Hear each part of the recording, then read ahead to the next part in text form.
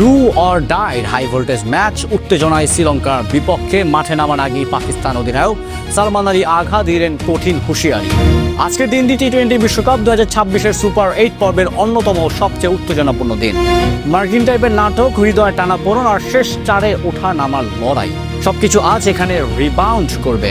এই কারণেই সালমান আলী আগা নিজের দলকে একদিকে মানসিকভাবে প্রস্তুত করছেন, অন্যদিকে শ্রীলঙ্কার সামনে কঠিন চ্যালেঞ্জের হুঁশিয়ারি দিয়ে মাঠে অ্যাকশন শুরু করার আগেই তৈরি করে দিয়েছেন উত্তেজনার উচ্চমাত্রা।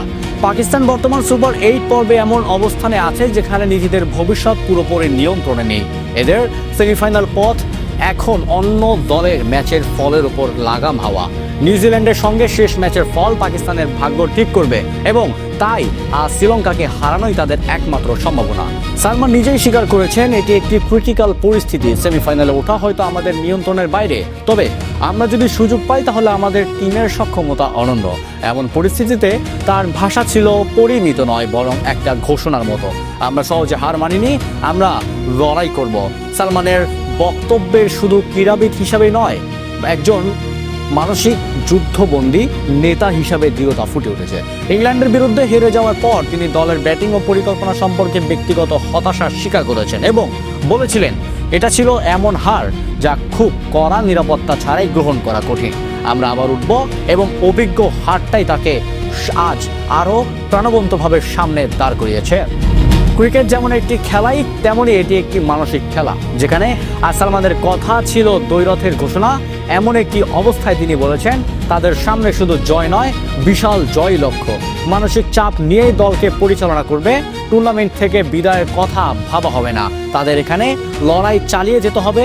এই মনোবলই আজ পাকিস্তানকে ভিন্ন মেজাজে মাঠে নামাচ্ছে। শ্রীলঙ্কা ইতিমধ্যেই বিশ্বকাপ থেকে বিদায় নিয়েছে এবং সুপার 8-এর রেসে তাদের এই মানসিক চাপ অনেক কম। অন্যদিকে পাকিস্তান জয় না জিততে পারলে সেই মানসিক চাপের সীমায় পৌঁছে যাবে। এর ফলে সালমানের আজকের হুঁশিয়ারি শুধু শ্রীলঙ্কাকে নয়, বরং নিজেদের গভীর প্রত্যাশা ও তীব্র মনোবলকে সামনে রেখে দেওয়া হয়েছে। এই খেলায় পাকিস্তানকে বড় সংগ্রহ করা, দ্রুত উইকেট নেওয়া ও শ্রীলঙ্কার ব্যাটিং লাইনের উপর চাপদান, এই তিনটি ক্ষেত্রেই তাদের অভিজ্ঞ নেতৃত্ব ও পরিকল্পনা জরুরি। আর সেটা নিয়েই শুরু হয়েছে আজকের ডু অর ডাই যুদ্ধ। আজকের দিনটা শুধু একটি ম্যাচের দিন নয়, এটা সেই দিন যেখানে ক্রিকেটের প্রতিটি শট, প্রতিটি বলে ক্যাপ্টেন সালমান আলী আগা নিজ দলের প্রত্যাশা ও সংগ্রামী মানসিকতা একসাথে মিশিয়ে দিয়েছেন। এটি এখন শুধু বলের যুদ্ধ নয়, এটি মানসিক চাপ, আত্মবিশ্বাস এবং দলের হৃদয়ের লড়াই। যে দল আজ মাঠে নিজেদের মর্যাদা ও পরিকল্পনার সঙ্গে লড়াই করে, সেটি হবে সেই দল যারা আমাদেরকে আবারও উচ্চতার দিকে নিয়ে যাবে। ধন্যবাদ।